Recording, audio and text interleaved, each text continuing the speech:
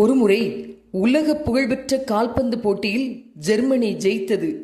வெற்றி செய்தியுடன் சொந்த ஊருக்கு விமானத்தை பிடிக்க வீரர்கள் ஓடினார்கள். மிக குறைந்த நேரமே இருந்தது. விமானத்தில் போய் இறங்கியதும் அங்கே ஒரு பெரிய பாராட்டு விழா காத்திருந்தது.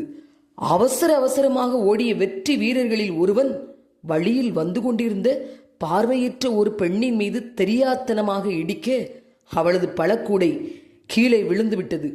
ஒரு கணம் தாமதித்தாலும் விமானம் போய்விடும். பாராட்டு விழாவில் இந்த வீரன் பங்கேற்க முடியாது. ஒரு கணம் குற்ற உணர்வு அந்த வீரனை தாக்கியதால் திரும்பி பார்த்தான்.